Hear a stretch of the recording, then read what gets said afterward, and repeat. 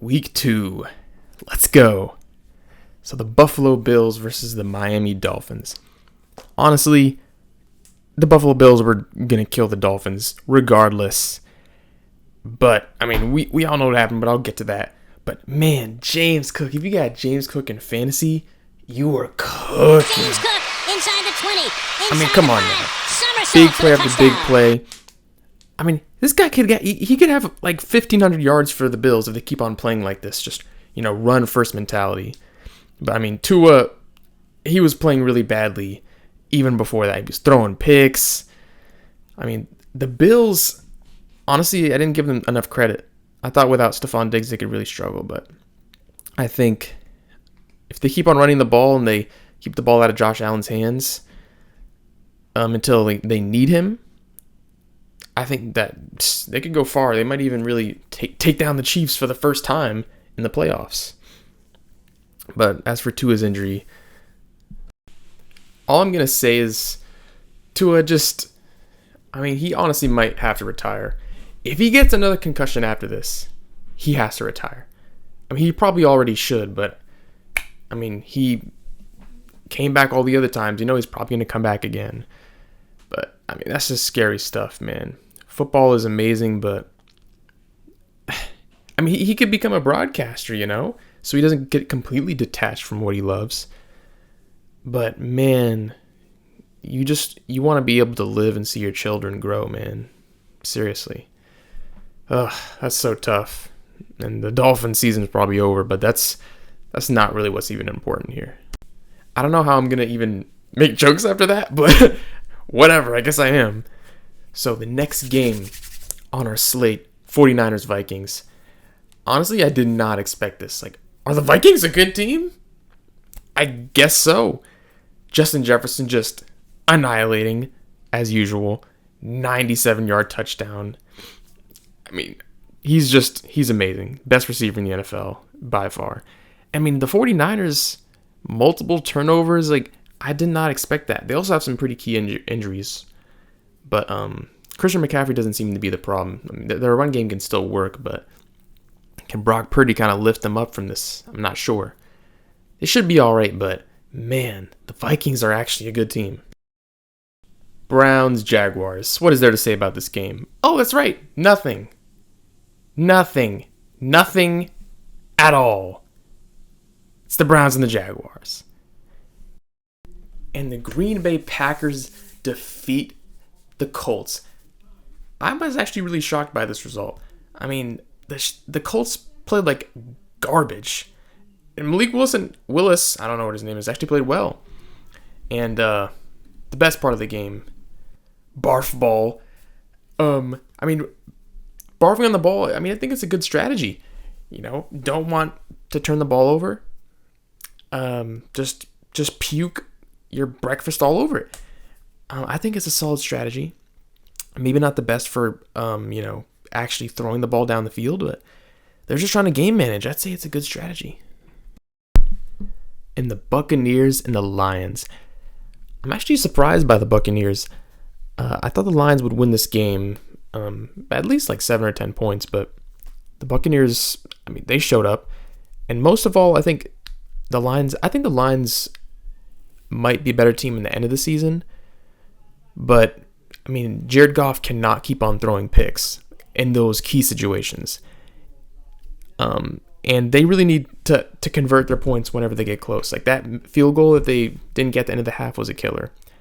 And I think they got away from the ground game as well. But shout out to Baker Mayfield.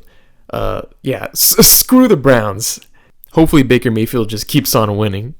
The Cowboys and the Saints. Yes. The stinking Cowboys.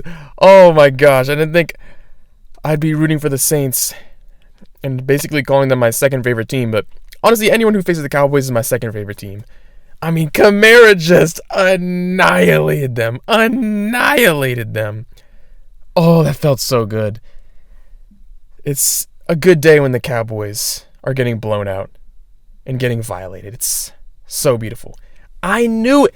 Listen, I thought the Browns would beat them, but I knew the Cowboys were going to eventually collapse. You can't have a bad interior defensive line and then not actually fix it, because you're going to have all the film from last year and people are already going to have that film on you this year. So you have no grace period. My goodness. I don't think I expected that, but I knew it.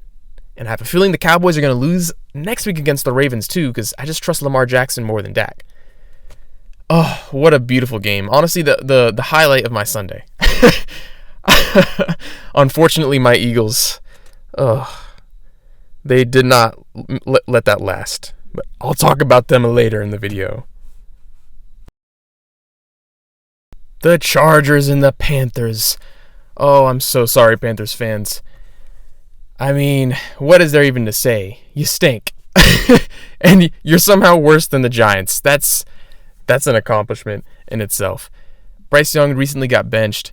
I mean, is that going to do anything? Probably not. But maybe it's best for him to just sit and learn for now. If he even can learn, I don't know.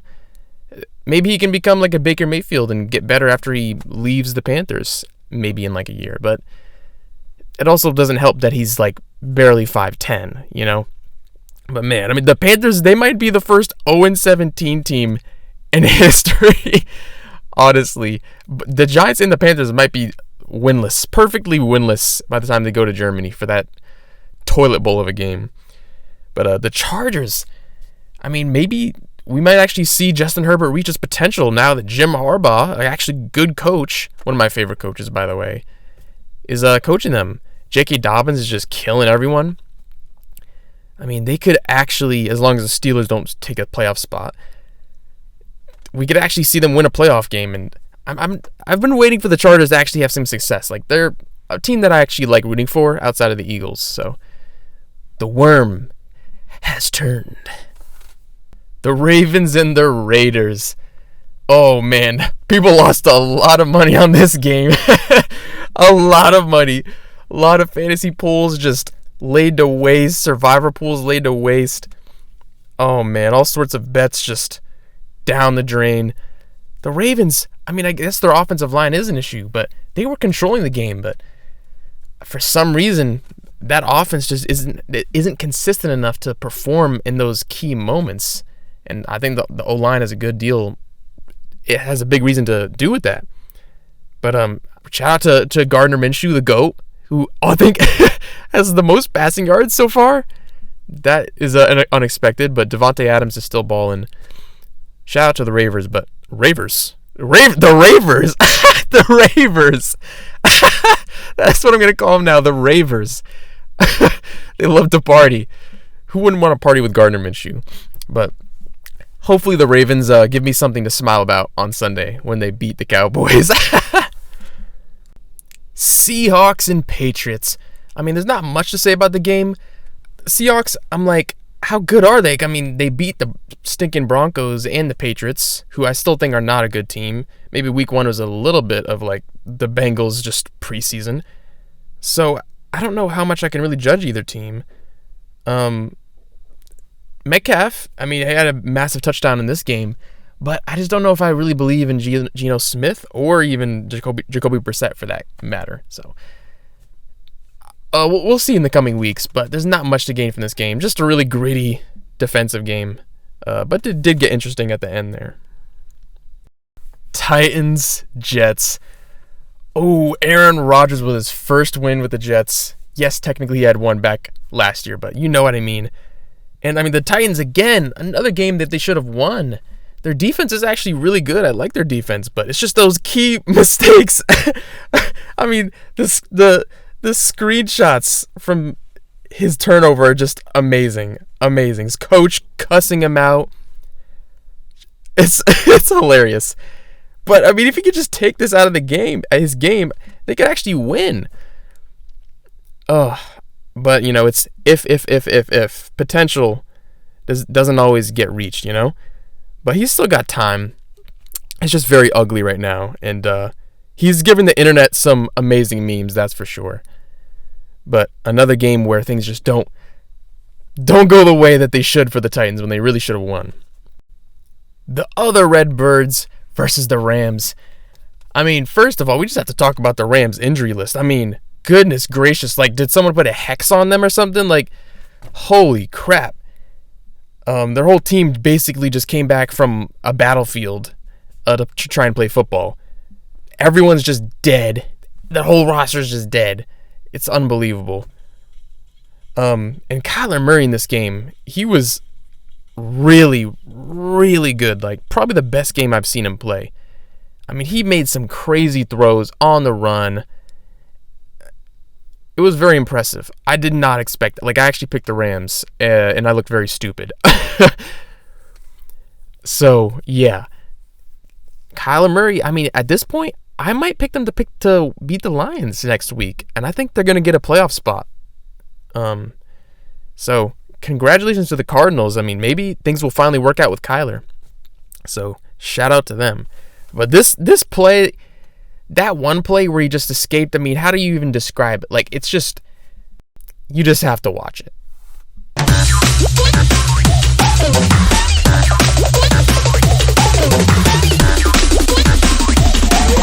Steelers and Broncos. Broncos don't get the revenge game they wanted. And what else is there to say about this game? Oh wait, that's right. Nothing. Absolutely nothing. That's what I have to say about this game. Ooh, Chiefs and Bengals. One of the craziest games of the week. We go from a crappy game to a really, really good one. The Bengals looked a lot more like themselves, but more ways than one. Joe Burrow actually passing it well and their offense looking good, but also, bungling it. I mean, they had some key drops. Joe Burrow's fumble. I mean, they had a chance to go up by 10, I think, but, they settled for a field goal. And a couple times they did that where they really could have taken charge, but kept the Chiefs in the game. I mean, they really should have won the game.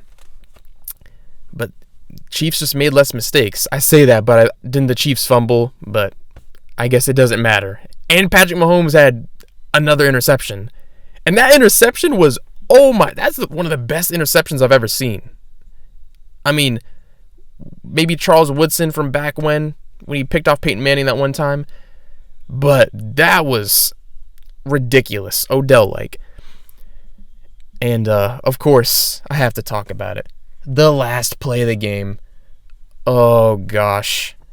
The collective groan of all NFL fans when that penalty flag came out. It's the right call, but everyone hates it. It's just a despicable way to end the game. Despicable. The Chiefs play a crappy game and they get away with it. Get away with it. But apparently the Eagles 99% chance to win and we don't win. Okay. I rest my case. Sunday Night Football. It was a game. It was a game.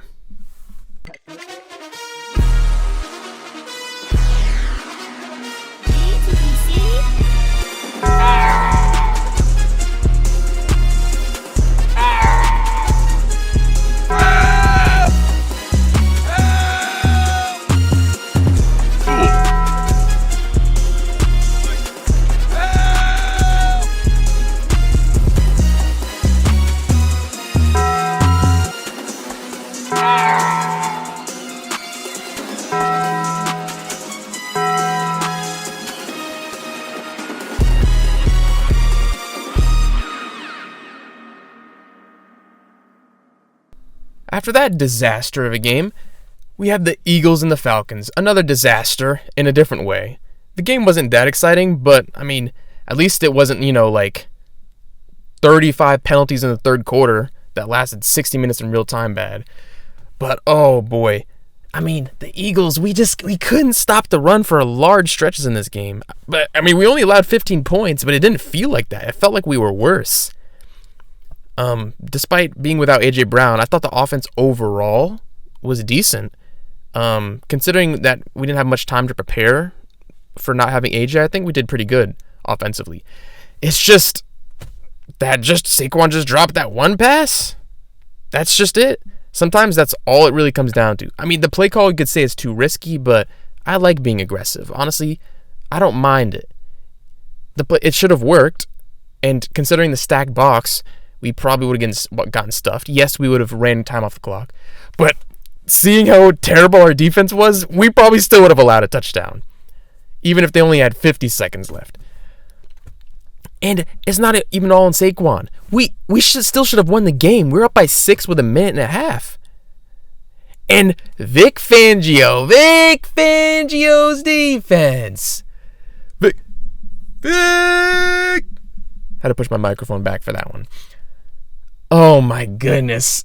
I'm expecting us to get better. Maybe we will. It's still early. But come on now. You let them drive. They had like 40 seconds left when they were already on the 5. And they started on their own 30. They drove 70 yards in barely even a minute. And we didn't even cover the sidelines. It's like, what are you guarding? You guarding your thoughts and dreams 50 yards down the field? What are you doing? Have a little bit of bravery, Fangio. I mean, sheesh. Oh my gosh. It reminds me of when the Bills gave up a 3-point lead when they were up with like 13 seconds left in that one playoff game against the Chiefs. Have a little bit of balls. I mean, goodness. Playing with a friggin' like a pussycat tail between your legs. It's pathetic.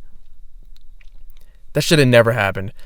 I'm going to make a whole ass video about that game, but goodness gracious. 97, 98% chance to win, and we still lost? Yep, that sounds about right. But this man, Vic Fangio, this